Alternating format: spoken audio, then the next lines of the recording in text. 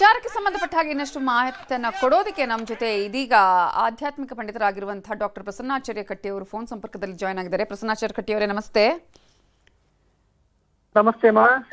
ಈಗಾಗಲೇ ಮೂಕಾಂಬಿಕೆಯ ಸನ್ನಿಧಾನದಲ್ಲಿ ದೇವಿಗೆ ಪ್ರಾರ್ಥನೆಯನ್ನ ಸಲ್ಲಿಸಿ ಸಂಕಲ್ಪವನ್ನ ಮಾಡಿ ಹೊರ ಬಂದಿದ್ದಾರೆ ತಮಿಳುನಾಡು ಸಿಎಂ ವಿಜಯ್ ಅವರು. ಈಗಾಗಲೇ ನಾವು ತಮಿಳುನಾಡಿನ ಹಿಸ್ಟ್ರಿಯನ್ನ ಗಮನಿಸಿದ್ರೆ MGR ಆಗಿರ್ಬೋದು, ಅವರ ಪತ್ನಿ ಆಗಿರ್ಬೋದು, ಜಯಲಲಿತಾ ಆಗಿರ್ಬೋದು, ಜೊತೆಗೆ ಸಾಕಷ್ಟು ರೀತಿಯಾದಂತಹ ಮಹನೀಯರು ಕೂಡ ಈ ದೇವಿಯ ಸನ್ನಿಧಾನಕ್ಕೆ ಬಂದು ತಮ್ಮ ಇಷ್ಟಾರ್ಥಗಳನ್ನ ಈಡೇರಿಸಿಕೊಂಡಿದ್ದಾರೆ. ಸೊ ವಿಜಯ್ ಅವರ ಈ ಒಂದು ಭೇಟಿಯ ಬಗ್ಗೆ ಹೇಳೋದಾದ್ರೆ, ಜೊತೆಗೆ ಸನ್ನಿಧಾನದ ವಿಶೇಷತೆಯನ್ನ ಹೇಳೋದಾದ್ರೆ, ಮೊದಲನೇದಾಗಿ ನಾವು ಅರ್ಥ ಮಾಡಿಕೊಳ್ಬೇಕಾಗಿರೋದು, ಇದು ಉಡುಪಿ ಜಿಲ್ಲೆಯಲ್ಲಿ ಬರತಕ್ಕಂತಹ ಒಂದು ವಿಶಿಷ್ಟವಾದ ದೇವಸ್ಥಾನ.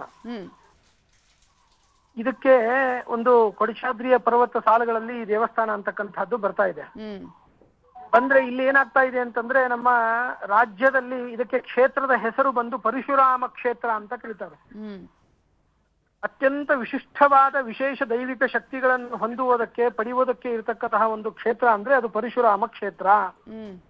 ಅಲ್ಲಿ ಎಲ್ಲ ವಿಧವಾದಂತಹ ಅನುಕೂಲತೆಗಳನ್ನ, ಸಿದ್ಧಿಗಳನ್ನ ಪಡಿಬಹುದು. ವಿಶೇಷವಾಗಿ ಶತ್ರುಗಳಿಂದ ಪೀಡೆಗಳನ್ನ ನಾವು ನಿವಾರಣೆ ಮಾಡಿಕೊಳ್ಳಬಹುದು. ಅದರಲ್ಲೂ ಮೂಕಾಂಬಿಕಾ ಅಂತ, ಮೂಕಾಂಬಿಕಾ ಅಂತಂದ್ರೆ ಹೆಸರಿನಲ್ಲೇ ಗೊತ್ತಾಗುತ್ತೆ ಇವತ್ತಿನ ರಾಜಕೀಯ ನಿಲುವುಗಳೆಲ್ಲ ಹೇಗಿದೆ ತಮಿಳುನಾಡಿನಲ್ಲಿ. ಅಂದ್ರೆ ಆ ಪರಿಸ್ಥಿತಿಯಲ್ಲಿ ಯಾರು ಕೂಡ ನಾವು ಡೈರೆಕ್ಟ್ ಆಗಿ ಫೈಟ್ ಮಾಡೋದಿಲ್ಲ. ಎಲ್ಲರೂ ಬ್ಯಾಕ್ ಡೋರ್ ಇಂದ, ಹಿಂದ್ಗಡೆಯಿಂದ, ಬೆನ್ನ ಹಿಂದೆ ಮಾತುಗಳನ್ನ ಹೊರಗಡೆ ಬಾಹ್ಯವಾಗಿ ಆಡದೇನೆ ಅವರಿಗೆ ವಿರೋಧಗಳನ್ನ ಮಾಡ್ತಕ್ಕಂತಹ ಜನಗಳು ಅತಿ ಹೆಚ್ಚಿಗೆ ಇದ್ದಾರೆ.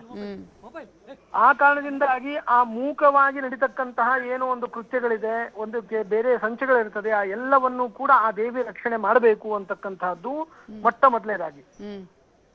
ಅದಾದ ನಂತರದಲ್ಲಿ ನಡೀತಕ್ಕಂತಹದ್ದು ನಮ್ಮ ಕರ್ನಾಟಕದಲ್ಲೇನೆ ಒಂದು ಅತ್ಯಂತ ಅಭೂತಪೂರ್ವವಾದ ಕ್ಷೇತ್ರ ಅಂದ್ರೆ ಅದು ಮೂಕಾಂಬಿಕಾ ಕ್ಷೇತ್ರ ಅಂತ ನಾವು ಕರಿತೇವೆ. ಕಾರಣ ಏನು ಅಂತಂದ್ರೆ, ಅಲ್ಲಿ ಬ್ರಹ್ಮ ವಿಷ್ಣು ಶಿವಾತ್ಮಿಕರಾಗಿ, ಮಹಾಕಾಳಿ ಮಹಾಲಕ್ಷ್ಮಿ ಮಹಾಸರಸ್ವತಿ ಸಹಿತರಾಗಿ ಅಲ್ಲಿ ದೇವಿ ಬಂದಂತಹ ಭಕ್ತರಿಗೆ ಶಕ್ತಿ ಆದಿಪೀಠ. ಅದರಲ್ಲಿ ಕೂಡ ಶಂಕರಾಚಾರ್ಯರು, ನಾವಿಲ್ಲಿ ನಮ್ಮ ಕೋಲಾರದಲ್ಲಿ ಕೇಳ್ತೇವೆ ನಾವು. ಕೋಲಾರದಲ್ಲಿ ಏನಾಗುತ್ತೆ ಅಂದ್ರೆ ಕೋಲಾರಮ್ಮ ಅಂತ, ಕೋಲಾಹಲ ಪುರೀಶ್ವರಿ ಅಂತ, ಅಲ್ಲಿಯೂ ಕೂಡ ಒಂದು ಶ್ರೀಚಕ್ರದ ಸ್ಥಾಪನೆಯನ್ನ ಆದಿಶಂಕರಾಚಾರ್ಯರು ಮಾಡಿದ್ದಾರೆ. ಆ ನಿಟ್ಟಿನಲ್ಲಿ ಇಲ್ಲಿಯೂ ಕೂಡ ಈ ಮೂಕಾಂಬಿಕಾ ಕ್ಷೇತ್ರದಲ್ಲಿ ಅತ್ಯಂತ ಉಗ್ರವಾದಂತಹ ರೂಪ ಇದು. ಆ ಮೂಕಾಸುರ ಅಂತ ಅಸುರ, ಒಬ್ಬ ದೈತ್ಯ, ಅವನ್ ಏನ್ ಮಾಡ್ತಿರ್ತಾನೆ ಅಂತಂದ್ರೆ ಎಲ್ಲ ಸಜ್ಜನರಿಗೆ ಪೀಡೆ ಕೊಡ್ತಿರ್ತಾನೆ. ಆ ಪೀಡೆ ಕೊಡ್ತಕ್ಕಂತಹ ವ್ಯಕ್ತಿಗೆ ಏನಾಗುತ್ತೆ ಅಂತಂದ್ರೆ ಇವರು ಸಂಹಾರ ಮಾಡಬೇಕು. ಮಾಡಿದಾಗ ಅತ್ಯಂತ ಒಂದು ವಿಕೃತವಾದಂತಹ ಮತ್ತು ಕ್ರೋಧಮಯವಾದಂತಹ ಮಹಾಕಾಳಿಯ ರೂಪವನ್ನು ತೆಗೆದುಕೊಂಡಾಗ ಅದು ಶಾಂತವಾಗಲಿ, ಬಂದ ಭಕ್ತರಿಗೂ ಕೂಡ ಮುಂದೆ ಆ ದೇವಿಯ ದರ್ಶನ ಆಗಲಿ, ಮತ್ತು ದೇವಿ ವರವನ್ನ ಕೊಡೋ ಪ್ರಸಂಗಕ್ಕೆ ಬರಬೇಕು. ಸಂಹಾರದ ಸ್ಥಿತಿ ಬೇರೆ, ವರವನ್ನ ಕೊಡ್ತಕ್ಕಂತಹ ಸ್ಥಿತಿ ಸಂಪೂರ್ಣ ಬೇರೆ. ವರವನ್ನ ಕೊಡುವಾಗ ಹಸನ್ಮುಖಿಯಾಗಿ ಇರಬೇಕು. ಬಂದಂತಹ ಭಕ್ತರು, ಬಾಲಕರು ಎಲ್ಲರೂ ಕೂಡ ಆ ತಾಯಿಯ ಮಕ್ಕಳು. ನಾವು ಅವಳಿಗೆ ತಾಯಿಯಲ್ಲಿ ಮಕ್ಕಳು ಹೋದಾಗ ಒಂದು ವಿನೋದ, ಆಹ್ಲಾದ, ಪ್ರಫುಲ್ಲತೆ ಇತ್ಯಾದಿಗಳೆಲ್ಲವೂ ಬೇಕು. ಆ ನಿಟ್ಟಿನಲ್ಲಿ ಅವರು ಪ್ರಾರ್ಥನೆಯನ್ನ ಮಾಡಿಕೊಂಡಾಗ ಆದಿಶಂಕರಾಚಾರ್ಯರು ಅಲ್ಲಿ ಪ್ರಾರ್ಥನೆಯನ್ನ ಮಾಡಿ ಒಂದು ಶ್ರೀಚಕ್ರವನ್ನ ಸ್ಥಾಪನೆ ಮಾಡಿದ ನಂತರದಲ್ಲಿ ಅವಳ ದೇವಿಯ ಕೋಲಾಹಲ, ವರ್ಚಸ್ಸು ಇತ್ಯಾದಿಗಳೆಲ್ಲ ಕಮ್ಮಿ ಮಾಡಿ ಅತ್ಯಂತ ಪ್ರಸನ್ನಾಭಿಮುಖಳಾಗಿ ಕುಳಿತುಕೊಳ್ತಾಳೆ ದೇವಿ. ಅಲ್ಲಿ ಈ ಯಾವ ನಮ್ಮ ಮೂಕಾಂಬಿಕಾ ದೇವಿಯ ಒಂದು ಪ್ರಸಂಗ ಹೇಗಿದೆ ಅಂದ್ರೆ, ಒಂದು ಶಿವಲಿಂಗ ಇದೆ. ಆ ಶಿವಲಿಂಗಕ್ಕೆ ಇರತಕ್ಕಂತ ವಿಶಿಷ್ಟತೆ ಏನು ಅಂದ್ರೆ, ಆ ಶಿವಲಿಂಗದ ಮೇಲೆ ಒಂದು ಬಂಗಾರ ಸುವರ್ಣದ ಗೆರೆ ಅಂತಕ್ಕಂಥದ್ದು ಹೋಗಿದೆ. ಆ ಸುವರ್ಣದ ಗೆರೆ ಇರತಕ್ಕಂಥದ್ರಿಂದ ಅಲ್ಲಿ ಬರ್ತಕ್ಕಂತಹ ಪ್ರತಿಯೊಬ್ಬ ಭಕ್ತರಿಗೂ ಕೂಡ ಶಿವನು ವಿಶೇಷವಾಗಿ ಆಶೀರ್ವಾದ ಮಾಡುವುದಲ್ಲದೇನೆ, ಒಂದು ಸುವರ್ಣ ಅವಕಾಶಗಳನ್ನ ಕಲ್ಪಿಸಿಕೊಡುವುದಲ್ಲದೇನೆ, ಆ ಶಿವನ ಬಲಭಾಗದಲ್ಲಿ ಏನಾಗ್ತಾ ಇದೆ ಅಂದ್ರೆ ಬ್ರಹ್ಮ ಮತ್ತು ವಿಷ್ಣು ಇರ್ತಾ ಇದ್ದಾರೆ. ಆ ಶಿವನ ಎಡಭಾಗದಲ್ಲಿ ಏನೇ ಈ ಮಹಾಲಕ್ಷ್ಮಿ ಮೂಕಾಂಬಿಕಾ ರೂಪದಿಂದ ಮಹಾಕಾಳಿ, ಮಹಾಲಕ್ಷ್ಮಿ, ಮಹಾಸರಸ್ವತಿ ಅಂತ ಇಲ್ಲಿ ಬರ್ತಕ್ಕಂಥವರಿಗೆ ಭಯ ನಿವಾರಣೆ ಆಗ್ತದೆ. ವಿಶಿಷ್ಟವಾದ ಸ್ಥಾನಮಾನ, ಕೀರ್ತಿ, ಗೌರವ ಲಭಿಸ್ತದೆ. ಲಭಿಸಿರ್ತಕ್ಕಂತಹದ್ದು ಸ್ಥಿರವಾಗ್ತದೆ, ಅಂದ್ರೆ ಗಟ್ಟಿ ಆಗ್ತಕ್ಕಂಥದ್ದು, ಪರ್ಮನೆಂಟ್ ಆಗ್ತಕ್ಕಂಥದ್ದು ಅನ್ನೋದು ಬಹಳ ಮುಖ್ಯವಾದಂತಹ ವಿಷಯ. ಆ ಕಾರಣದಿಂದಾಗಿ ಇವರೇನು ಇವಾಗ ಅಧಿಕಾರವನ್ನು ಸ್ವೀಕಾರ ಮಾಡಿದ್ದಾರೆ, ತಮಿಳುನಾಡಿನ ಮುಖ್ಯಮಂತ್ರಿಗಳಾದಂತಹ ವಿಜಯ್ ಅವರು, ಅವರಿಗೆ ದೀರ್ಘಾವಧಿಯ ಒಂದು ಸಂಪೂರ್ಣ, ಈ ಸಾರಿ ಚುನಾಯಿತರಾದಾಗ ಆ ಚುನಾಯಿತರಾದ ಪ್ರಸಂಗದಲ್ಲಿ ಸಿಗತಕ್ಕಂತಹ ಒಂದು 5 ವರ್ಷದ ಒಂದು ಅವಕಾಶ ಅಂತ ಏನು ಉಂಟು, ಅದು ಸರಿಯಾಗಿ ಸಿಗಲಿ.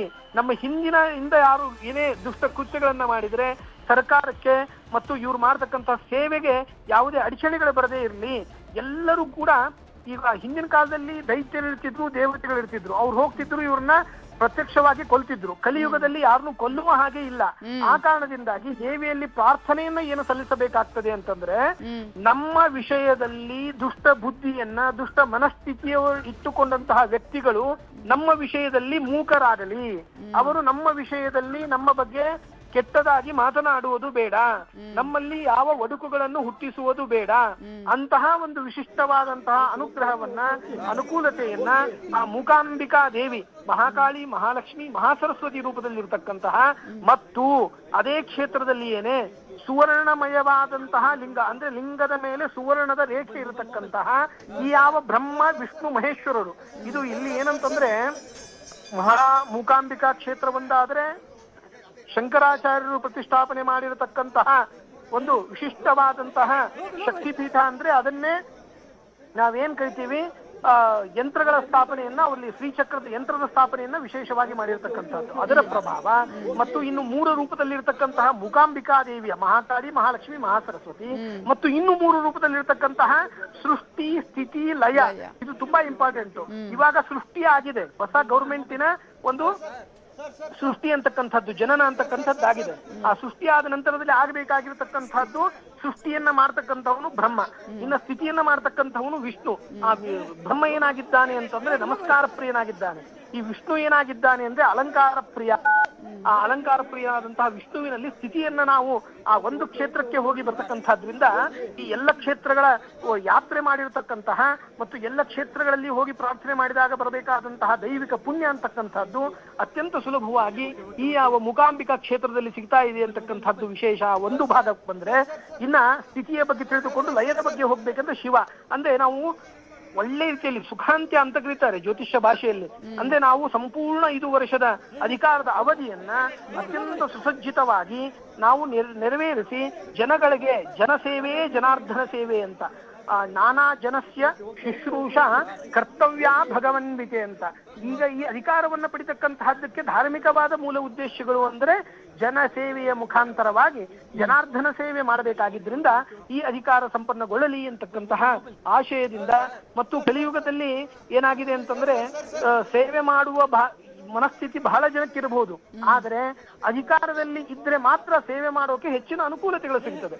ಹಾಗಾಗಿ ಈಗ ಅಧಿಕಾರ ಸಿಕ್ಕಿದೆ, ಅಧಿಕಾರ ಮತ್ತು ಜನರ ಸೇವೆ ಮಾಡೋದಕ್ಕೆ ಒಂದು ವಿಶೇಷ ಸುವರ್ಣ ಅವಕಾಶವನ್ನ ಕೇಳುವುದಕ್ಕಾಗಿ ಮೂಕ ವಿಸ್ಮಿತರಾಗಿ ಅವರು ಎಲ್ಲೇ ನೀವು ಮಾತಾಡ್ತಿದ್ರು ಕೂಡ ಹೆಚ್ಚಿಗೆ ಎಲ್ಲೂ ರಿಪ್ಲೈ ಮಾಡಲ್ಲ ನಿಮ್ಗೆ ಅವ್ರು ಇವಾಗ ಬಂದಾಗ.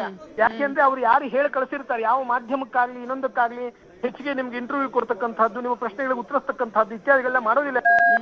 ಆ ದೇವಿಯ ಸನ್ನಿಧಾನಕ್ಕೆ ಹೋಗಿ ಬರುವಾಗ ನಾವು ಎಷ್ಟು ಏಕಾಗ್ರತೆಯಿಂದ ಶಾಂತರಿಂದ ಮೌನವಾಗಿ, ಮೌನ ಅಂದ್ರೆ ಕನ್ನಡದಲ್ಲಿ ಮೂಕ ಅಂತ, ಅವಳೇ ಮೂಕಾಂಬಿಕೆ, ಎಷ್ಟು ನಾವು ಗೌಪ್ಯವಾಗಿ ನಮ್ಮ ಉದ್ದೇಶಗಳನ್ನ ಮನಸ್ಸಿನಲ್ಲಿ ಇಟ್ಟುಕೊಂಡು ಅವಳಲ್ಲಿ ಪ್ರಾರ್ಥನೆ ಮಾಡ್ತೀವೋ ತಾಯಿಯಲ್ಲಿ, ಅಷ್ಟು ಬೇಗನೆ ವಿಶೇಷವಾದಂತಹ ಅನುಕೂಲತೆಗಳನ್ನ ಮಾಡ್ತಾಳೆ ಅಂತಕ್ಕಂಥದ್ದು ಒಂದು ಕಡೆ. ಆದರೆ ಶ್ರೀಮದ್ ಆನಂದ ತೀರ್ಥ ಭಗವತ್ಪಾದಾಚಾರ್ಯರು ಒಂದು ಮಾತು ಹೇಳ್ತಾರೆ, ಕಲಿಯುಗದಲ್ಲಿ ಏನೇ ನಮಗೆ ಸಿದ್ಧಿ ಆಗಬೇಕಾಗಿದ್ರು ಕೂಡ ಕಲವು ದುರ್ಗಾ ವಿನಾಯಕವು ಅಂತ ಕರೀತಾರೆ. ಕಲಿಯುಗದಲ್ಲಿ ವಿನಾಯಕನನ್ನ ಪೂಜೆ ಮಾಡಿದಾಗ ದುರ್ಗಾ ಸ್ವರೂಪಳಾದಂತಹ ಮಹಾಕಾಳಿ, ಮಹಾಲಕ್ಷ್ಮಿ, ಮಹಾಸರಸ್ವತಿ ಸ್ವರೂಪಳಾದಂತಹ ಈ ಮೂಕಾಂಬಿಕೆಯ ಅಂದ್ರೆ ಈ ಯಾವ ಹಾಗೆ ಮಾತಾಡಿಸ್ತೀನಿ, ಹಾಗೆ ಇರಿ.